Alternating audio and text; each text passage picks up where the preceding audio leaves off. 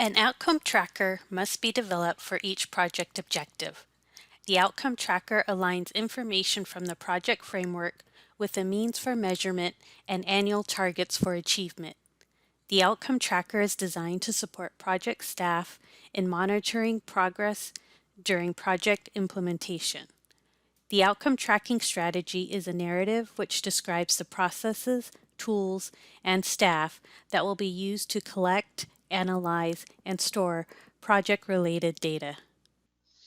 Okay, now that we're done with the framework, we're going to continue on with the rest of the approach criteria, which is the outcome tracker and outcome tracking strategies. And these are the last pieces of the approach criterion. This is worth, or they are worth a maximum of 7 points and can be found on starting on page 53 of the training manual. This section involves correctly filling out the outcome tracker form and determining the means of measurement and data points for tracking the progress of your project. In addition, you will be asked to explain the rationale for choosing your strategy, as well as the tools and staffing capacity to complete it.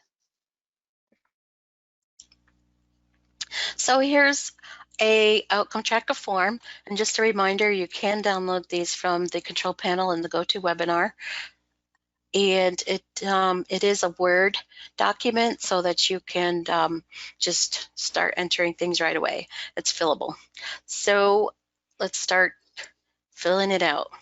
I'd like to mention first that this is not a required form, but if you don't use it, you will still have to provide the same information in another format.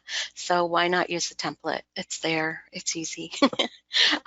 You will need to complete one outcome tracker form per objective. So again, if you have one objective, you only need to fill out one form. If you have 3 objectives, you need to fill out 3 forms. Okay, now let's get into filling it out. We suggest the first step is that you cut and paste components that have already been identified. So we've already identified our long-term community goal, our current community condition, our project goal, our objective, the primary outcome, and the indicator. So we're going to fill those in, and we're going to use cut and paste for those elements because we want to make sure that the wording is consistent throughout our whole entire application. What's really hard as a reviewer is if the narrative has one wording and then you go into these forms and then there's a total different wording. So it's really hard to score. It's not consistent. So we really want you to use that cut and paste feature and use it for these components that have already been determined. And it's also required under element 15 in SEDS and ERE and 17 in P&M and EMI that these components be consistent. So there is the ability of the reviewers to deduct points if these aren't consistently used. Okay, so the outputs, they're on the bottom and they're in the green. The outputs, again, is one of those things that you're going to have to circle back on because ANA wants you to use the outputs that you have used in your objective work plan. So once you get to your objective work plan and finalize that, you're going to take those outputs and insert them into the outcome tracker in this section. Okay, now let's get into more detail of those blank fields. The first one was the means of measurement. The means of measurement is the tool or methodology used to collect data to demonstrate what has changed. So that's your indicator, right? It's going to be directly tied to the corresponding indicator.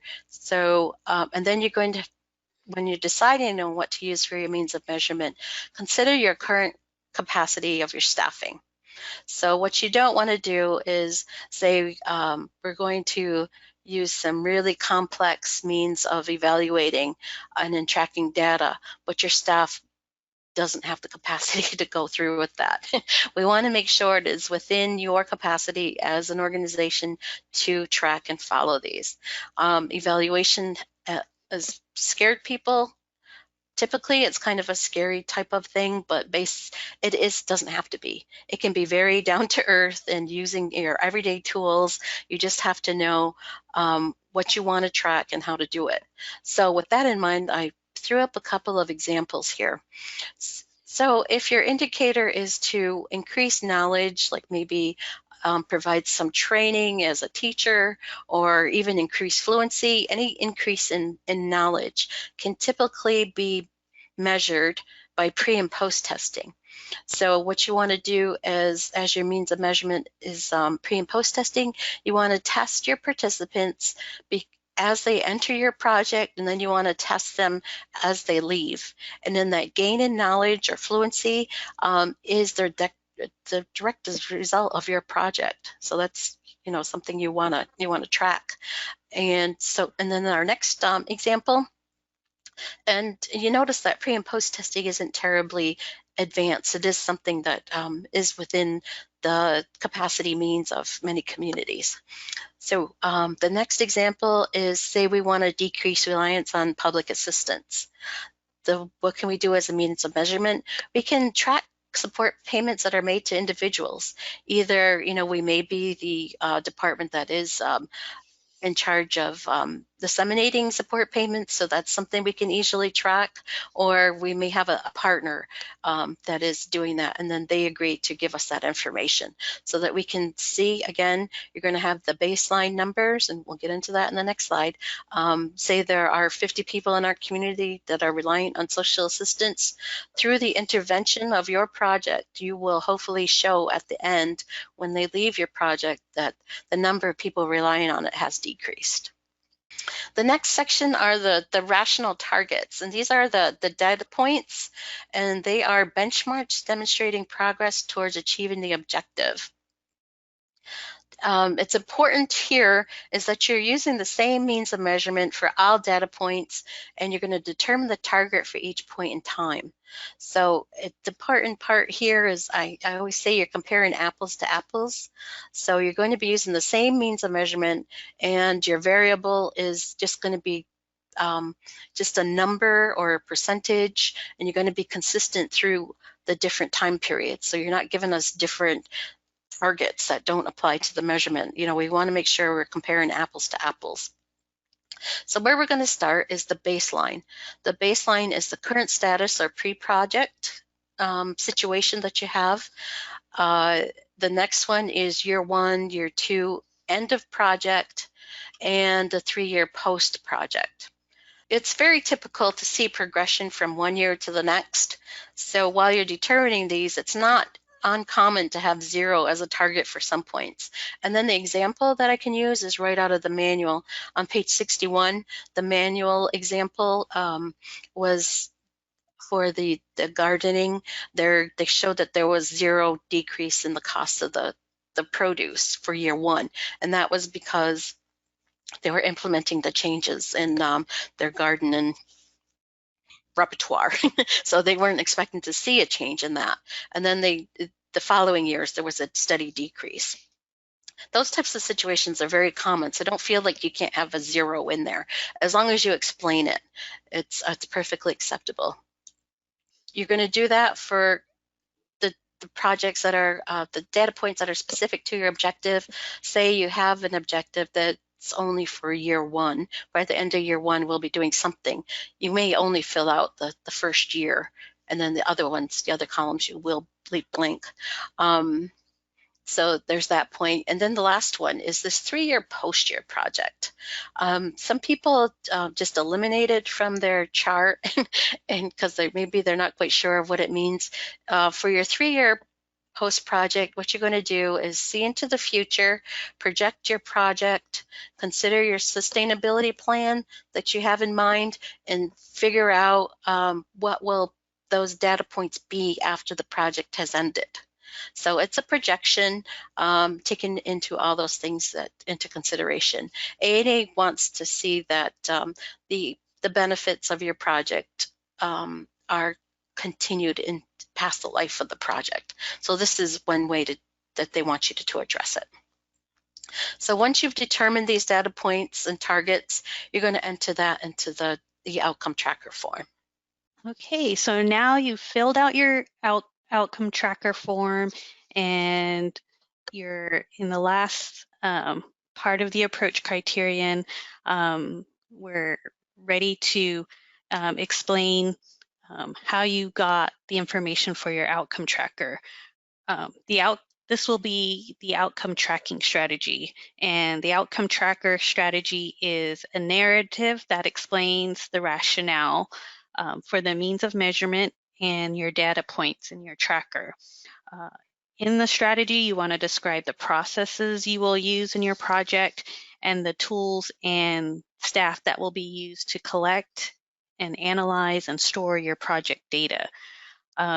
The details the reviewers are looking for in this section are what type of data will be collected.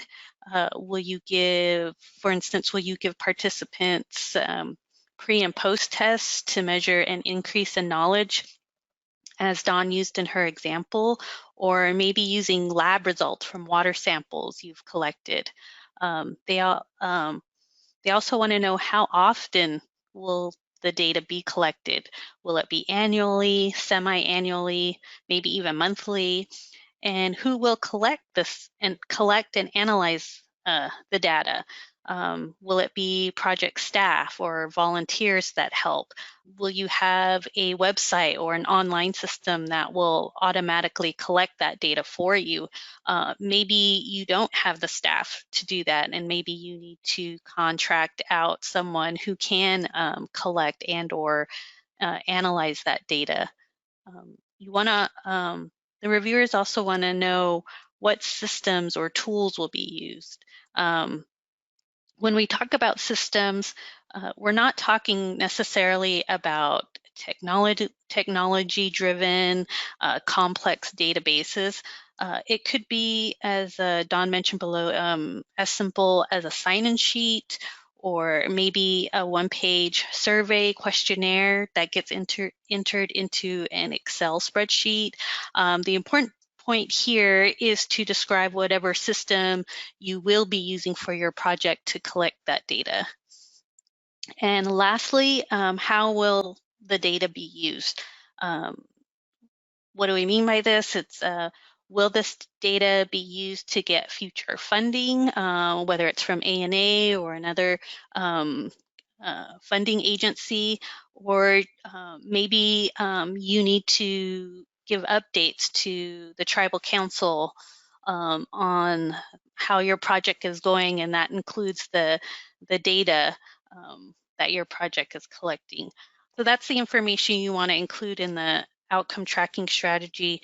It's the narrative that supports your outcome tracker form. So you want to make sure they commingle.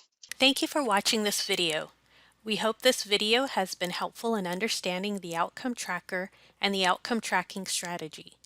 If you have any questions about this video or the ANA application process, our contact information is on the screen.